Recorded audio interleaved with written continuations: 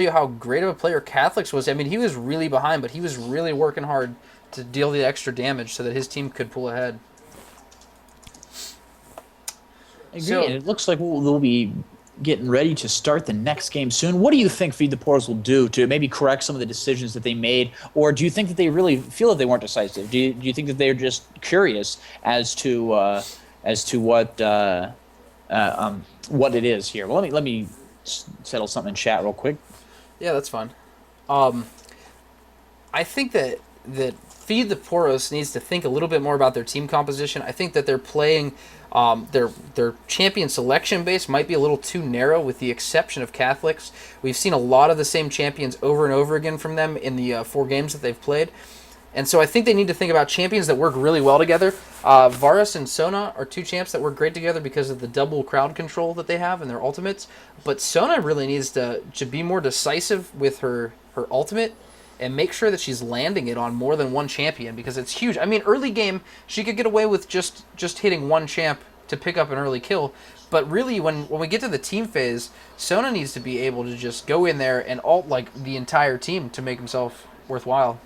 I agree that we can count how many times we saw a good Sona ult on one hand, and that's zero. So I didn't really. Did you see one? Did you see one Sona ult that actually got more than 1 or 2 people? I'd say the answer is no. I don't even think I think I saw one ult that got 2 people, and the rest of them only got 1 or 0. So I think, and I know that there's new players, but I think that just comes with the experience of playing. But Sona just needs to anticipate his ult a little better and make sure he's aiming it right, because that's a huge game-changing difference right there. I agree, and we also have Agent Smith here saying, by the way, my roomie, who is Nocturne, so apparently he's a roommate with a nightmare from another realm. It says that his spell shield was up for that Luxalt. Yeah, I So think we get it. we'll get it. I mean, I'm sorry you have kind of a bad roommate with a frightening roommate, to be honest with you, but I know I understand what you're saying. You're saying that your roommate was that Nocturne. As I said, I figured that could be what it was. It just, as I very rarely see the Nocturne spell shield used so well. So I guess that's a testament to his skill. Yeah, I didn't And catch the animation on it, so. yeah. His roommate smashes through the wall and says, "Sup, bro?" I agree. That'd be quite frightening to live with a Nocturne, just in general. Or a Broloff. I feel like that's something a Broloff would do. It's true. I need to be invited to the team I still. just got the invite. Okay, great. So while I hop into spectator, we do have did a little something here, and if you want to see, we have the team leaders from week 1 of Team Niger into this. So let me find where I put them at. All right, and so for Team Niger, we have Shrapnel. He played 80 carry. He had a brilliant second game as Caitlyn. He went 7-1. He had the highest kill death ratio with assists on his team. He averaged 5.5 kills, 1.5 deaths, 7 assists, and almost 200 CS every single game. So I just want to give a shout out to Niger, or to Shrapnel. Played a great game. Played a great game in game 1 of this matchup, and we'll have to look for him in the future.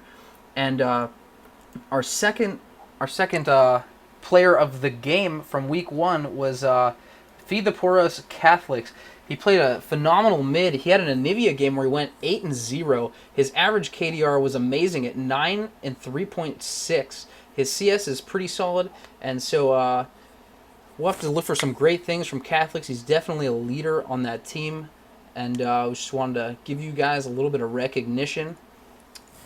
And so now we're still waiting to go into the game. So you want to add anything at all? No, not really. I just want to see what the picks are. I'm excited to see who they ban. Do they ban Karthus this next time around and perhaps leave a Fiddles, a Renekton open? Because Shoryuken did not do bad up top. So if we take that, extrapolate that a little bit, he may be able to face a more difficult opponent top lane and ban a Karthus or somebody absolutely devastating to remove that threat from the game. Well, yeah, if we look, I believe that his opponent is silver 2, and he's only bronze 1. I think is what I saw, maybe bronze 2. So I mean, he played phenomenally. He shows that he can actually stand with these guys. I think that he just needed to make some more decisive decisions. I'm not sure what was posted in there. I'm kind of afraid to click on it. If you do, it is the human skin Nocturne So again, it is pretty hilarious. I think that they should do it. And then the Karthus is the first ban down by blue team, which would be feed the Poros. So I think they took my advice. They banned that Karthus, and they'll see whether or not Shryukin can handle a bad matchup up top. And the Irelia ban goes down next. So this will really put Shryukin in an uncomfort. Yeah, if we remembered his third game, the Team 1, who is now Team YOLO, I believe, they banned out his Irelia, and he played a Jason. It was just subpar, and it really, really hurt him. I think they recognized that his farming with Irelia was really great top lane, and his potential, especially if Incendiary Spade is shut down, the potential from him to come top lane and team up with Catholics can be something quite scary. We'll see. Mumu goes down. I think that's just a good all-around ban. I don't think it's a target ban. The first two obviously were. We see that Killju kind of mulling over that last ban. And it will be the Anivia. If you recall, I just said when I was talking about Catholics, he had an Anivia game where he was 8-0. So definitely a champ you want to keep him away from. I'm not sure what Poros is going to do for their last ban, though, because if you remember, Incendiary is a Fiddlesticks main, and it was Killju played a great Hecarim in the jungle. So they will ban out Shen. They're going to leave both of those champions open for Niger. How do you feel about that? I think actually it's okay. I think that Shryukin played well enough on top that he's demonstrated that he can go head to head. Maybe he's got a little bit of confidence, and they've decided to put their target bans elsewhere. I don't think Shen was a reason that they lost that game, though. I don't think that they've correctly identified that was an issue.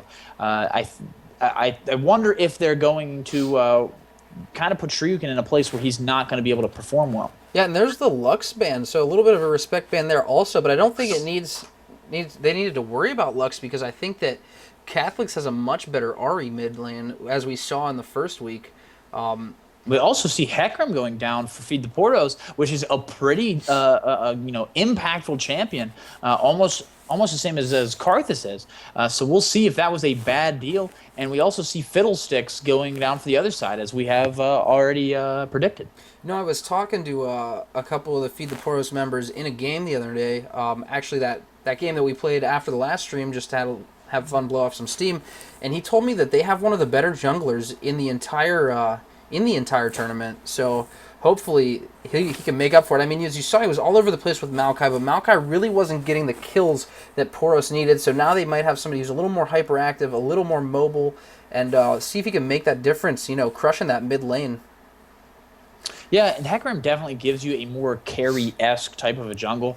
His ult can impact the whole team during a team fight. But Maokai is slow. He doesn't necessarily have the mobility that he obviously doesn't have the mobility that a Hecarim does. And his roots are very situational. So in a team that had trouble kind of getting a consensus going in team phase, that might be a great decision to go with a more active jungle like Hecarim. Yeah, I think that seeing the work that Deregard did with Maokai, it would be really nice to see him play a Hecarim. I think that Maokai really relies a lot on a support who synergizes really well with him, like Taric. A Taric Maokai combo is extremely volatile in the bot lane, so I like the pick of Hecarim. I think that maybe we could see a little bit of counter jungling. I would love to see him take his own blue and then go and steal red, or go and wait at red and pick up an early kill. That would be a really phenomenal play. We see that Shryukin does take Jace, and Scene Jenkins picks up Sona again. So I hope that Shryukin has a much better game with Jace. He's had a little bit of time to practice, and we'll see Shrapnel is picking Caitlyn again. Shrapnel has played Caitlyn every single game, and he's played her very well. And if we're looking, I'm a Giraffe is showing Galio top. I don't know that we're going to definitely see that.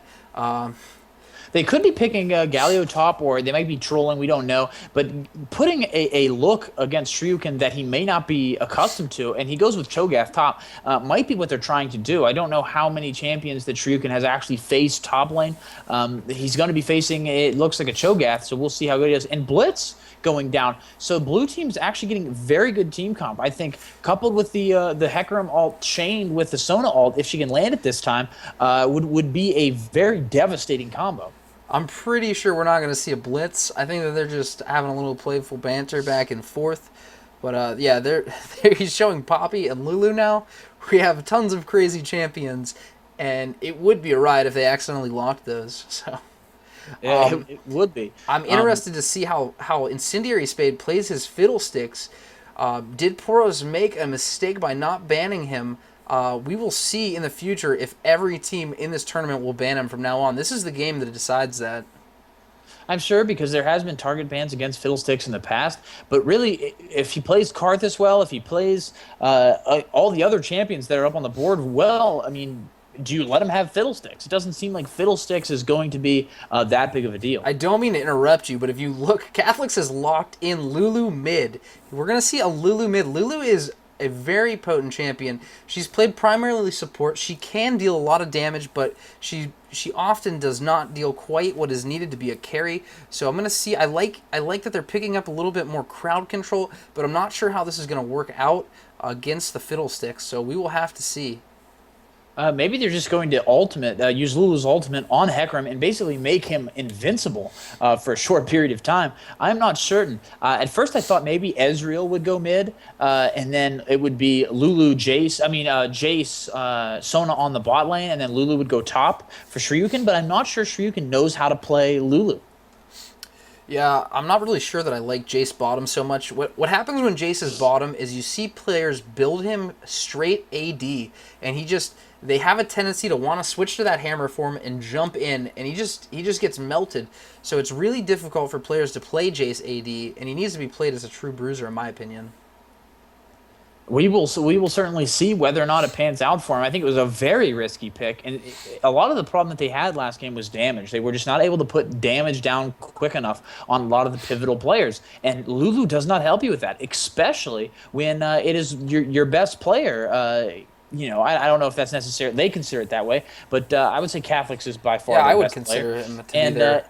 If Catholics doesn't have the damage, what can he really do? Yeah, and one thing I wanted to point out also was the Vi jungle, which we didn't really talk about much. In week 1, Killju actually played Vi jungle in his second game, and he went 3-3-11. And while he didn't pick up a lot of kills or have a ton of CS, he really did get in there with that ult and create a lot of havoc and pick up a lot of assists. So I'm interested to see how the Poros are going to deal with this, because there's really no way to stop it. And you don't see any cleanse going down from Feed the Poros. So, Nocturne CC, Fiddlestick's Fear, and you have Vi's ult is going to be, pretty devastating if chained together. But I would say that Blue Team does have the edge when it comes to crowd control with the Sona ult, with the Hecarim, and they also have a little bit of utility with Lulu and Jace. Yeah, and Miggy does pick up Ezreal, which was a respect ban for him in week 1. So we'll have to see how he performs with Ezreal. So that might be something vital to change the momentum of the games. Do you think Feed the Poros has enough damage to deal with this team from Niger, though? It's really questionable. I think that Cho'Gath, while extremely tanky, does also an extreme amount of damage. So we'll have to see. I think that Hecarim can do pretty good damage, but as you see, the only true damage dealer on the team is going to be Ezreal. Jace can do massive damage also, but he's also going to have to build tanky because they're going to have 2 hybrid tanks, whereas Niger is just going to have the one true Cho'Gath tank. So we'll have to see how it pans out, how the top lane goes. Cho'Gath is a champion, one of the few champions that can give Jace a lot of trouble top. Really surprised he didn't pick Renekton, because Renekton's also one of those champions. And if you remember, in Game 1, they banned out Killju's Renekton. They did ban out his Renekton. They also banned out another top, didn't they, for him? Yeah, they banned out... I cannot remember now. They banned out Renekton and Hecarim, they banned out Renekton, Hecarim, and Fiddlesticks. So they banned out the Killju's jungle. I'm sorry, I said Killju. I meant to say I'm a Giraffe's top. His Renekton. I'm getting all the names confused. I believe we cast a game where I'm a Giraffe played Cho'Gath top and did not have that much success. So we'll have to see if Shryukin will be able to exploit those same holes that the team he played last time would. Yeah, and Newing says, all support team OP. All support team OP indeed. Well, if you have Tark, at least it would be fabulous. Let's see about the skin game here. We had a lot of skins, so it gave us no type of hints there. But we'll wait until the camera switches to that scene. I'm just loading the loading screen. Oh, Loading the loading screen. having the evil middle of the dual monitor issue. Had a There we sneeze go. there. Apologies. Oh, we see a Pulsefire Ezreal. I remember how you feel about Pulsefire Ezreal, but not everybody in the chat probably does. So why don't you go and tell them a little bit about Pulsefire Ezreal? Well, I don't know. I usually, every time I see a Pulsefire Ezreal skin, it is by far the worst play ever that comes out of Ezreal.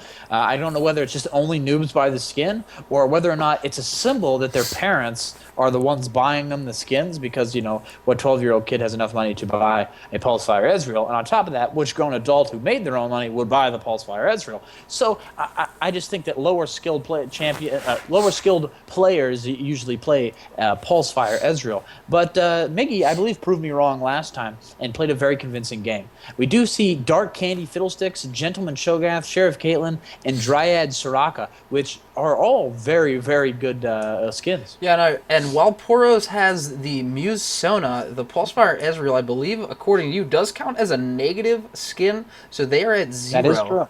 It is a negative skin. So right now, they are at net 0. I agree. as far as the skin battle goes, it might be a complete shutout. But they do have Lulu mid, so there is that. There is true, but I like things that make the game interesting. So does he play Fiddlesticks? Fiddlesticks will be mid, so that will be there'll be a lot of farm that goes into Fiddlesticks. His ult will be devastating. It's just how they deal with that. I would like to have seen maybe a Tristana or something from Miggy to knock to basically neutralize the Fiddlesticks ult, or maybe a champion that would neutralize the ult, but we did not see that, so we'll see how much havoc he is able to wreak. Yeah, Dayregard was having some trouble loading in, but it appears it was cleared up. We didn't have to pause, and they just buy normal. And if you look, Cho'Gath's going for a very sustained top lane with a flask, a health pot, and the sight ward. We see Team Niger grouping here. We might get an invade out of Team Niger. They're sitting in the tribe bush up top. They are not waiting there. They are going to this outside of the lane. And do they see it? I don't think Shryukin sees it. He did not go up far enough to scout it, and he may die up here. Yeah, we don't see any pings coming out of Shryukin either, so it does not seem like they're on to this invade. Yeah, I'm not sure. Hecarim's defending the wrong side of the jungle. I don't know if I like the fact that he's thinking about starting red. But there's the pause. We must have had a disconnect. I'm not sure what exactly the problem is. But if we look, Shryukin's the only one top right now. And this might not even be an invade. They just might be waiting for a 5-man gank to really get Cho'Gath's lane snowballing. Because as you know, when Cho'Gath gets all of his stacks on his ultimate up, he becomes really, really impossible to stop. And the only thing that would make it better is if Lulu was on Team Niger to make him as big as possible. Some would say he becomes huge, quite literally and figuratively, and I think he does. His CC and his cone silence is pretty big. Yeah, that is why Japan doesn't have any professional teams, because whenever there's a giant Cho'Gath, they're afraid for Tokyo. And it looks like we're going to resume the game right here. I'm not sure what the issue was, but that's okay. It seems to have been fixed. It may have been Hecarim lagging, or like a short disconnect. And no, it's going to be an invade. They're going to come down on Jace. And Jace is going to be AFK, pretty much. He dodges the first rupture, and he will go down here. Yeah, he just stands there. He's not paying attention. I'm wondering if he's talking. He probably shouldn't be talking in chat. I'd imagine all these guys are typing to each other. He did not even flash away. I would have liked to see him instantly run away. He wouldn't have even had to burn a flash if he instantly ran. And Niger's going to start the Wolves. So I think Hecarim should just go over and take the enemy blue to balance this out. But it looks like he's still going to start his own red. Yeah, I agree. The best time to invade the enemy's jungle is when they're probably on Reddit before the game starts. And that's what we see happen here to Jace. Is he was just absent. He was probably doing something else, and he got eaten alive by that invade. Yeah, and it's really going to hurt. I mean, Soraka did pick up the kill again. She is amazing at KSing First Blood, but that's okay because Vi picked up an assist. Well, everybody picked up an assist on that one. And Vi is really a champ that thrives. Ever since her nerf, she really thrives off of that early kill.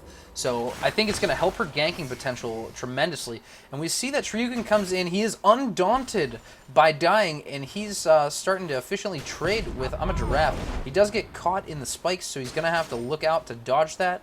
And We have Noobs Will Own You saying, by the way, guys, in future reference, Spade is a fiddle main. We know that. We tried to say that, and we saw that there was a target ban last game, but we were wondering why they let him have fiddles to begin with. Yeah, this is going to really dictate whether, like I said earlier, whether or not he is going to be banned out the rest of the tournament.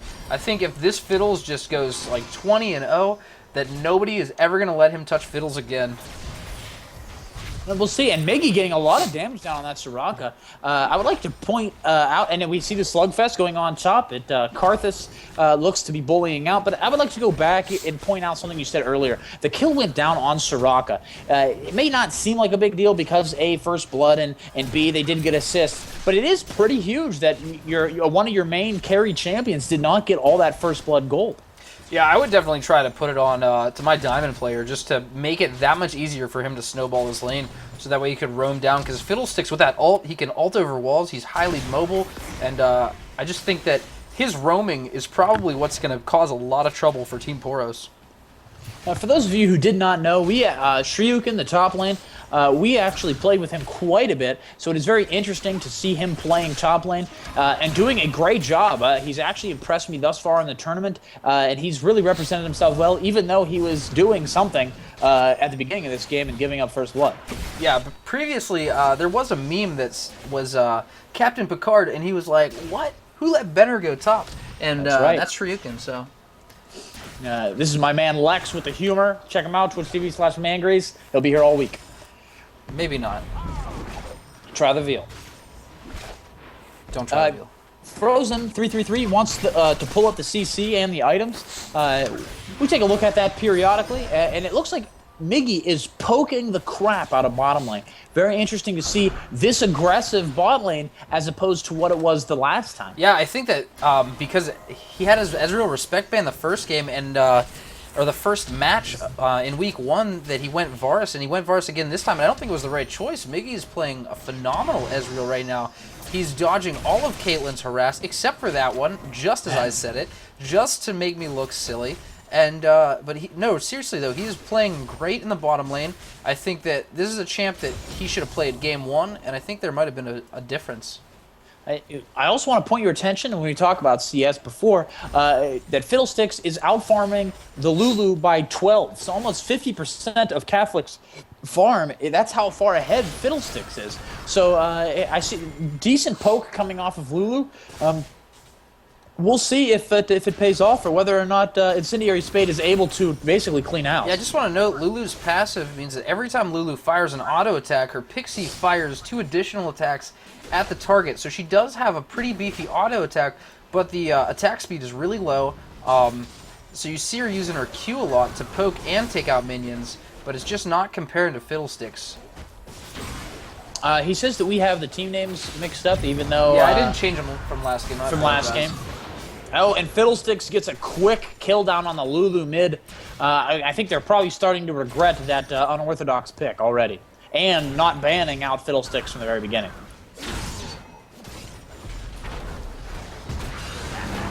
Fiddlesticks on the Hecarim, and Hecarim gets away. I don't know how I feel about that ult there. Obviously, he's way ahead, and he's going to have many ults to use before his lane partner gets the ahead.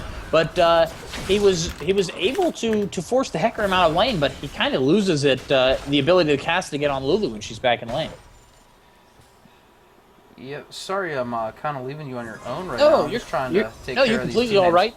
We see that Feed the Poros is quite a bit behind here. In only 6 minutes and 39 seconds into the game, they are behind about 1,400 gold, which is humongous early game.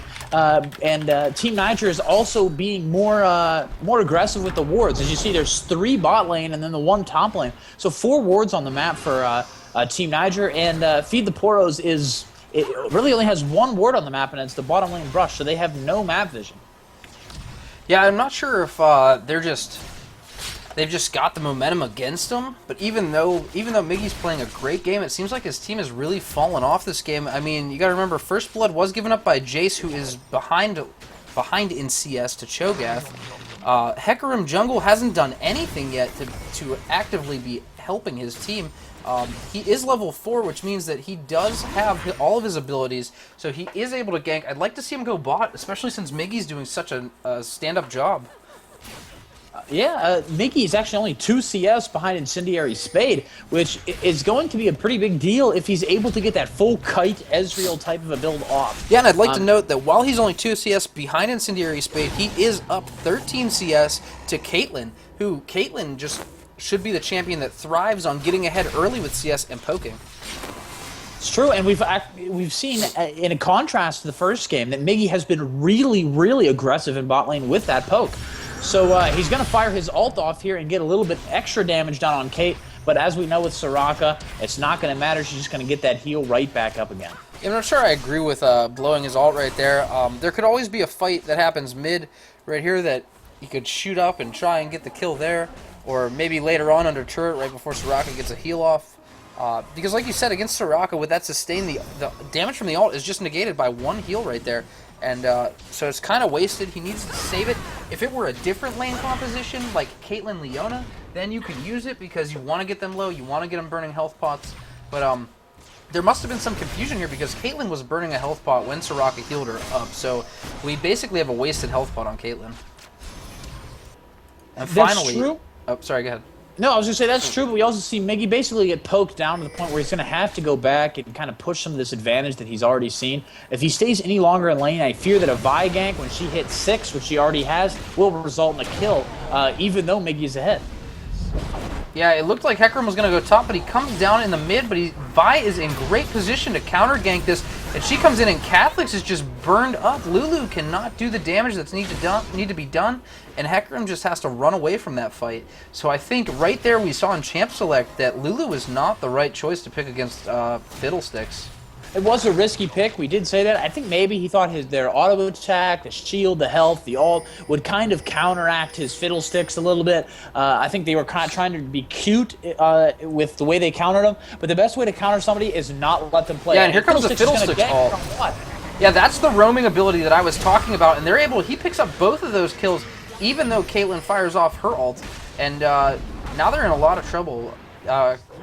Cho'Gath has Shoryuken pushed up against his turret. His jungle had to go defend mid against the Niger's jungle, so he's going to try and chase down, but he's not really going to do much damage to this Cho'Gath.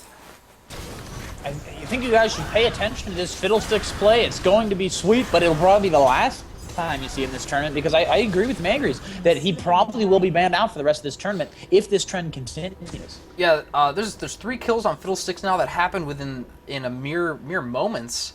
I do think Vi did pick up the kill mid lane, so Fiddles picked up one early, but he went bottom, picked up a double kill almost instantly, and now he's just going to snowball this lane. He's got 2 levels on Catholics. He does a ton of damage. So I'm not sure really what they can do. I think Hecarim just needs to be more active. We've seen him banned earlier because of what he can do in the jungle, but we've only seen one Hecarim gank in 11 minutes. We do see him ahead in farm to the Vi, though. It seems like he's content just getting that little bit of a lead in farm. I think that they were also taken aback by that invade. Why not? Team Niger was ahead, and it is kind of a devastating blow when you give up first blood in that manner. So I think that they've really been on the back foot, and they really needed to be aggressive like Miggy was on bot lane. Yeah, it looks like we have Vi coming in for a gank top lane. She may miss out on a little CS here because it looks like Shoryuken's just pushed a little too far back. He's playing really safe. He doesn't have a ward. Cho'Gath comes in. Shoryuken knows something's up, so he goes into the turret. But here they come. They're just going to dive him. They're so tanky. Chase just... A beautiful knockaway by Jace. He might get the kill here. Yeah, no, it was really close. Cho'Gath has to flash out. Here comes Hecarim. Hecarim ults and picks up 1 kill. Can he get 2? It does. I don't know. It's going to be close. He probably will get it. He will be able to spam that Q and pick it up right under tower here. Yeah, he will dive tower. There's no problem with that here. He does miss his Q. Is his E going to come back up in time? And no, it's not. He's going to be forced to go into the jungle. Lulu's coming up to try and get the kill also, but she's well out of position, and Vi gets away with Vault Breaker. And we also see Fiddlesticks coming up there because he has something to say about that. And Vi gets safely back, which is a big missed opportunity. And a wasted ult by Fiddlesticks here. He may actually end up getting the kill anyway. Yeah, no, I'm not sure that Lulu was back in a really safe spot. He did waste his ult. It looks like he's just going to farm the jungle. You got to be really careful now because this Diamond player has a very good roaming champion. And he's just, if you chase too far into the jungle, the Diamond player's Incendiary Spade is just going to collapse on you and shut you down. Now, with that one ult from Incendiary Spade down on bottom, he's pushed Miggy back and made Miggy look really defensive comparatively to the Caitlyn, which he was beating in lane earlier. He's actually even with her in CS right now. She has a kill and 3 assists. That one gank really set the tone for this bottom lane when it looked like it was going to go the other way. Yeah, definitely. It let Caitlyn catch up in CS. Caitlyn was able to pick up a kill off of Sona when she came back to lane, which we totally missed because we were watching all the action top lane. And I don't know. What do you think that Poros needs to do to pull out of this one? Because Poros, I'm pretty sure that the way to if they don't want to have to rely on any other teams to make it out of the tournament, they have to win this game. If they lose this game, then they need one of the Diamond Players teams to lose to Team 3. I see that interrupting Hiccup here said, you lied about Hecarim. He ganked mid a second ago and got a successful gank off against Lulu. And I agree. His gank worked against his own teammate. Yeah. Against his own team. So, even though you said it in humor and in jest, it's very applicable to this situation that his only gank early game caused them a death in the mid lane. Well, right, and if you recall, I did not lie because I said Hecarim did only gank the one time, and that was it right there. And he got counter-ganked by Vi. She was just in the right position at the right time, keeping tabs on him in the jungle, as we see that there is a ward down by his blue. So yeah, it looks like Fiddlesticks is going to roam bottom again, and I think that they're onto him this time, but there are going to be 4 people down here, and I think they could just tower dive right here. They're sitting on top of a ward, so if they don't get out now, they probably weren't meant to get out. They're probably meant to die up there anyway. This is the point in the game where Poros has to turn it around. This, in my opinion, is the line. They're starting to get behind. It's starting to become unmanageable. They need one good team fight, and it looks like they're planning a little ambush for them. And here we go. Yeah, I think I would have liked to see him sandwich Fiddlesticks up in this bush when Hecarim was behind. Fiddlesticks channeling, and he was knocked out of his ult. A beautiful ult by Hecarim to knock Fiddlesticks out of his ult. And it seems like Caitlyn will be trapped, but not enough damage will come down to really get the kill off. Nobody's going down. If Fiddlesticks is just out healing it, there's the Piltover Peacemaker from Caitlyn. Lulu has to ult herself, and Hecarim saves her by knocking away that Vi. That was a really scary situation, but Purple is going to pick up this turret. Luckily, Blue was able to keep everybody except for Sona alive. She's been doing a great job of dying, but at least it's Sona. I mean, yeah, you don't want your champions to die, but at least Sona's really not worth a whole lot of gold right now. So we got to look at the positive side of things. Hey, my grandfather always said, if you're going to be good at something, you might as well be great at it. And Sona, that's what she's been doing. She's not only been good at dying, she's been great at it.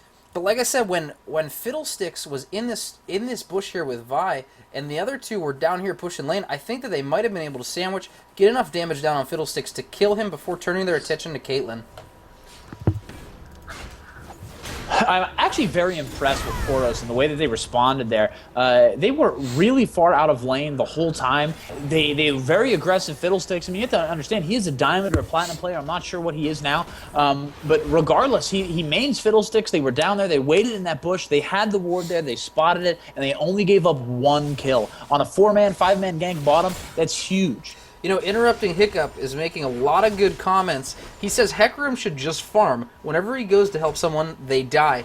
And just because Hecarim is a ban-worthy champ doesn't mean that you can play him well. So, I'm not sure. Maybe he should have just stuck with a champ he was more comfortable with. Vi's coming in on Lulu. There's the Piltover Peacemaker. It does hit. Hecarim doesn't block it, but Lulu barely hangs on. Yes, the Caitlyn has been unsuccessful with her ults recently, but a lot of that is due to the utility of Catholic's Lulu. I'm starting to see what they thought when they picked Lulu in the first place. She can, was it Whimsy, Fiddlesticks, and stop him from getting his ult off, but that's about it.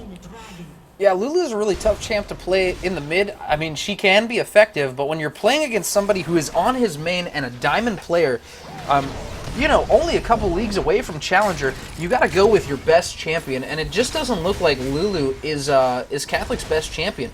I really would have liked to see one of the champions he played in the first game. Maybe Ari would have been a better choice because she could have had a little more control over what's going on. Lulu's shield and Whimsy is just not enough to stop the Fiddlesticks. Once he silences her, she can't do anything. He'll silence her and stun her, silence her, fear her, and then just drain her health. And you also see the way that the Fiddlesticks channeled into his ult, and Hecarim ulted him immediately. They did cut down, and it looks like Fiddlesticks will ult again, but then unsuccessfully onto Lulu. So, Hiccup, it looks like Hecarim goes up to help top, and he's going to get Shoryuken killed. So I think that your prognosis is correct, and Cho'Gath just eats him. The Nom Nom goes down, and all of his health disappears, and Hecarim is coming back and leave this turret to die, because he will die if he doesn't. I think the MVP for Team Niger has been Hecarim. I think that he will get the trophy at the end of the game, but a close second goes to Incendiary Spade. Yeah, I mean, even though he's only 3-0, he's not nearly as farmed as he was with Karthus, but his team just has a much more significant lead now. He's just able to pressure in every single lane.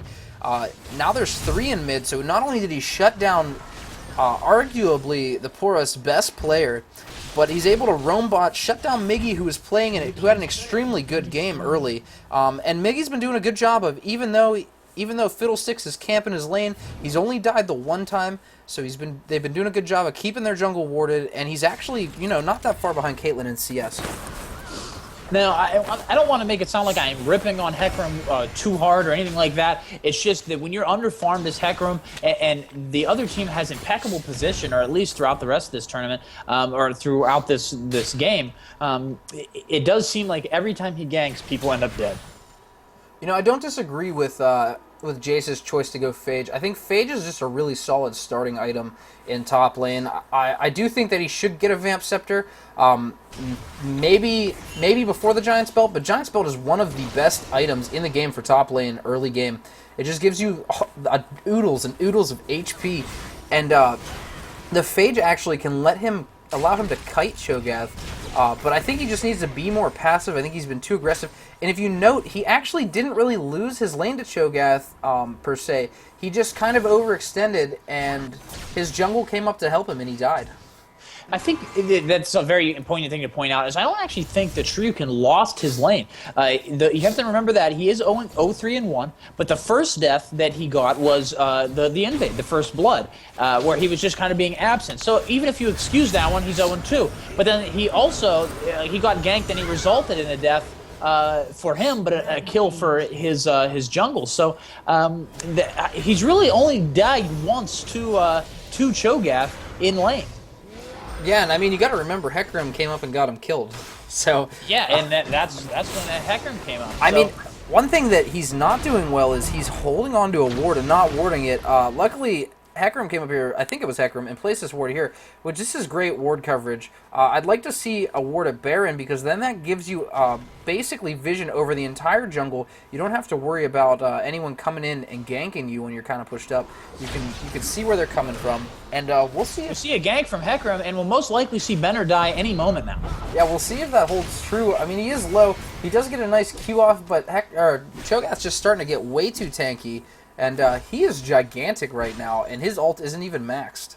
Really, when you lane against Cho'Gath, the best thing to do is just let the lane work itself out, because ganks are not going to be that effective against a Cho'Gath. And it looks like Catholics is going to die here to a Caitlyn ult. Yeah, Piltover Peacemaker goes down, even though Catholic ults himself. In comes the Hecarim ult. I'm not sure that I like this choice. A 3-on-2, and everybody on purple team is fed. Fiddlesticks sucks all the life out of Hecarim. He's going to back, and they are going to lose this turret. I think that they should have just came around behind and defended this turret, and now this turret's gone for sure, when it possibly could have been protected. Possibly an inhib might fall down as well. As you said, they used the ace in the hole there on Lulu, so they didn't have it for the Hecarim. But it's kind of ironic that Hecarim has not had any deaths himself yet. But he may have been the reason that a lot of pressure was not relinquished on any of the other lanes. I have been calling it the wrong name the whole time. That is something. Oh, you talking about the Piltover Peacemaker? Yeah, that is her Q actually, her poke. That is her Q. And I've been calling her ult that. But if you noticed, it looks like Catholics might not have the experience with this champion. He ulted himself, and the ace in the hole still killed him. But had he used his Pix help, which gives him a shield, he might have survived that with the shield and the ult, and I believe the shield was up. I didn't see him use it, and I quickly checked to see if it was on cooldown, and I do not believe that it was. We see the Hecarim come and gank the Cho'Gath again top. As I said, ganking a Cho'Gath is very, very difficult to do, and usually a waste of time for junglers, and now we've seen that's probably the third or fourth time Hecarim has ganked top. I think, once again, you just have to let the lane work itself out. You cannot waste too many man-hours on trying to kill that Cho'Gath, because that's what he wants you to do. Yeah, by Shryukin and is it Kill You, the jungle, Hecarim? Derigard, yeah. By Shryukin and Derigard coming here mid and dying, not only did they lose this turret, but they also allowed Cho'Gath to take another secondary turret. So they are behind in the turret battle 6-0. They only have 1 kill. They're being out-farmed in basically every single lane. Well, even the supports are out-farming. If you look at the items for Caitlyn, now we stated at the beginning that Caitlyn was behind Miggy by a considerable amount. She's actually ahead now by 30 farm, has a Bloodthirster and a Zeal, as opposed to Ezreal's just his Bloodthirster and Tears. Yeah, and her boots are completed. She just finished her Phantom Dancer. And she just finished Phantom Dancer, yeah. And got a pickaxe to boot. So this is where we really see Miggy falling behind, and I think this spells the end for Team Poros. Yeah, the goal difference is at 23 minutes. And another gank on Cho'Gath top. The goal difference at 20 minutes or 23 minutes is over 14,000. So, I mean, it's over, and that is over 9,000. Yeah, me Link, you said don't know if it's been stated or not. Kate's ult is ace in the hole, not built over Peacemaker. I understand. I actually just corrected him on that. It's easy when you're thinking about so many spell names and so many different things to confuse a few of them.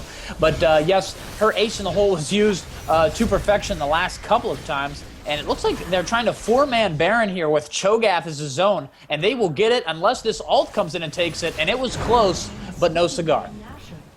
Yeah, Purple was zoned out. Their entire team was zoned out by just Cho'Gath, and that just shows you how scary he is. He is the most large gentleman I have ever seen in my entire life. That is like the biggest top hat. That is like bigger than my house top hat. And he eats basically the entire blue buff. In all fairness, though, your house is rather small, but that does not diminish the size of Cho'Gath. Just because I live in a cardboard box with an Ethernet cable does not mean it is not a home. True. Very true. Your grandpa once told me, as long as you have the internet and a Nivea, that's all. That's home is where the Internet Nivea and Nivea is. walls. That's all you need. Internet and Nivea walls. I build my box out of a Nivea walls. My little. The Biosloth says, "Love this stream. We appreciate it, Biosloth. We should be casting several games during this tournament. I don't know if you're in the tournament or not, but if you do want to request us, you can do so. As far as the game goes, it does look like this one is winding down to a close. They have that middle inhibitor exposed, and if Blue Team or the Poros do try to defend it, it most likely will go down. Yeah, it's really a shame. I'd love to see it go to a game 3. I think that Poros is a really competitive team, and I think that they, in any other division, they might be the top 1 or 2 teams, but it's just a tough division with the Diamond players. You could see how they really stand out. Fiddlesticks is 4-0-4 with 168 farm. That doesn't seem like a lot at 25 minutes, but you have to remember how much pressure he is putting on. They've taken a lot of Dragon objectives. They've taken Baron. A Baron pre-25 minutes is really, really something special, because the buff just makes your team, it just benefits your team so much more early on like that. So literally their blue cannot engage this out without a turret. Cho'Gath is going to come down here and take this turret, and he might not even die to all 5 of these guys, so we'll have to see here. He most likely won't, but I think a lot of this is indicative of the problem that we talked about before, is Hecarim came top to gank the Cho'Gath several times. And while he was doing this, they got 2 or 3 dragons. They were able to set up for Baron. They were able to get bottom turret. They were able to get the 2 mid turrets.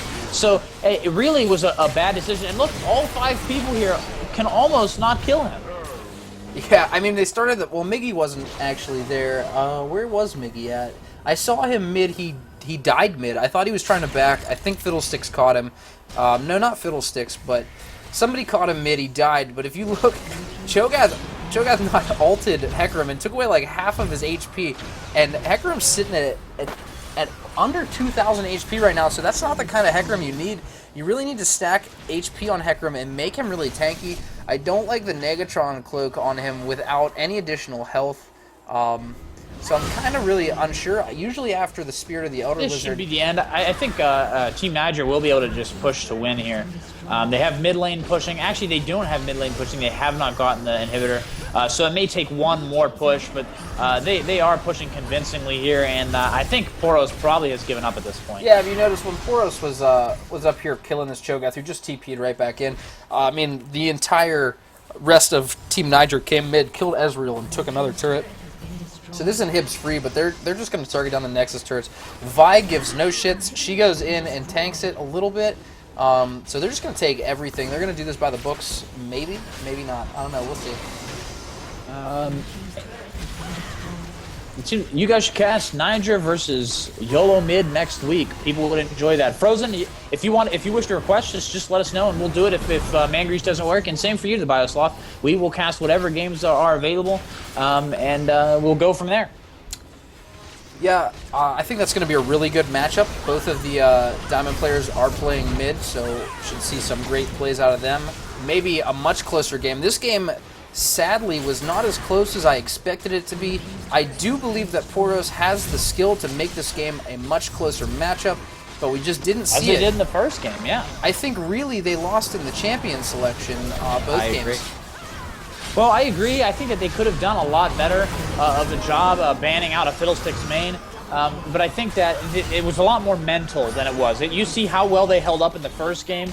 In the second game, they just seemed to give the Team Niger everything that they wanted except in mid lane, and the impeccable play of Incendiary Spade basically neutralized the pressure that Miggy was putting on. Yeah, I'd like to point out that 4 members on Team Niger did not even die that game. Both kills went down onto Cho'Gath, which is really not the champion that you want to be focusing on to gank. He's just really hard to kill, so that just shows how much effort that Poros put into killing him.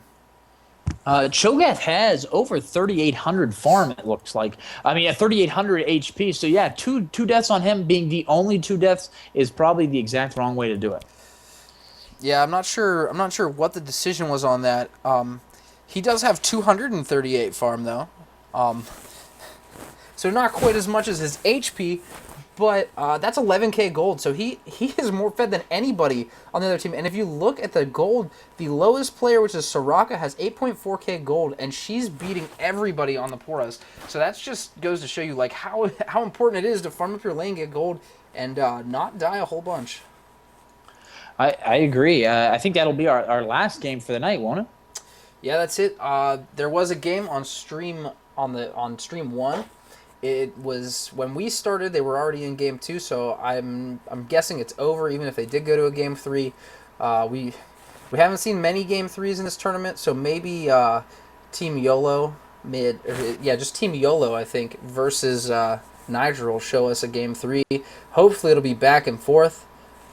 Maybe we'll even get a game where team starts 0-1 and comes from behind to win it. You've stated it several times throughout this game and the last game that these people are not professionals, and people can come back in these games. And I think that also plays against teams that lose the first game. They lose the first game, and then they get mentally down, and then they start giving up too much ground, like picking the Lulu mid, like allowing the Fiddlesticks mid. I think these are both mental mistakes that anybody, I think, thinking objectively would say, hey, don't give them the Fiddlesticks, ban the Fiddlesticks, and pick a normal mid like a Lux, because we did exceedingly well with Lux in the first game. Yeah, this game is really going to hurt Catholic's stats. I mean, he came into this game with really strong mid stats. He picked the Lulu, which I was a little taken aback by, and my fears came true. He went 1-6.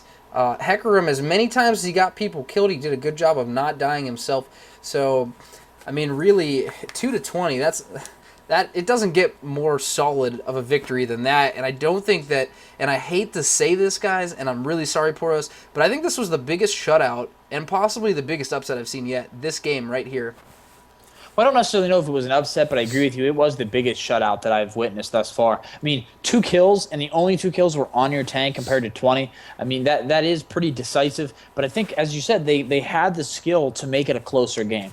I don't know if they could have overcome that, but they really could have made it close, as we saw in the first game with the Lux play by Catholics. Yeah, I mean, like you said, it wasn't an upset per se, but I was kind of upset because of how well after their first loss in week 1, how well they rebounded into game 2 to win game 2 rather decisively. They came out game 1. They played a great game. It was really close. They were just a little indecisive, and then game 2, they didn't even look like a team to me. I mean, they didn't make any adjustments post game 1, and when they came into game 2, it really showed. I think that Miggy played a much better game 2, so that was a really positive thing for him. I think that banning out Shoryuken's Irelia has paid off both weeks. While he didn't carry his team in game 1, it's still, I mean, he ended up like 0-6, I believe. I agree. Once again, I think Yeah, the Lulu 0-6. pick was a bad pick made. I think they're regretting that now, but I think they'll change that. I was impressed with Miggy's play. I was impressed with Catholic's Luck's play, and I was especially impressed with Shoryuken's top play. He held his own up top, and if he didn't have a few of those Hackram ganks, I think that the team game maybe would have gone a little bit differently had they corrected those problems. But overall, I would like to say thanks to Mangrease here for casting with me. You can check out his channel at twitch.tv/Mangrease and twitch.tv/LiquidSlick for myself. Yeah, I'll say thanks to my co-host who is refocusing right now. Yeah, he's focused now. My camera, for some odd reason, when it gets in Skype, is really poor. He just looks too good. The camera is not sure how to process that information. But he is at twitch.tv/LiquidSlick. Remember, no affiliation with Team Liquid. He's just too good for them. Too good for them. Want to thank Noobs Will Own You, or as I like to call him, Noobs Willow, for letting us be part of this. Thank Team Poros for requesting us. You guys, it makes us feel good inside. Nice and warm and fuzzy. At least we know that you guys are enjoying what we're doing. Thank your Mom Essie for the highlight video. And I want to thank the University of Cincinnati for putting this on, because it's been a blast. There's been some good games. And so far, everybody's been real fun to talk to, play with, and cast. Incendiary Spade says, I requested casters as well. Hopefully those were us, because we did cast it. Yes. We're sorry if we're not the casters that you requested, but there are other people here. I just randomly posted somewhere instead of asking a specific people. That's usually the best way to get things done, is just randomly post it somewhere. The only reason I mentioned Team Poros is because we saw it in the casting group for Cincy. There is a casting Facebook page, and so I saw that you guys requested us there. So yeah, like Slick pointed out earlier, we would love to cast your games. If you request us, sometimes it doesn't quite work out with my work schedule, but we will do our best to accommodate you. Usually, I could cast every day of the week except for the week, like Saturday, maybe Fridays, depending. And even if I have work, I could cast a lot of the 11 o'clock games, so it shouldn't be too much of a problem.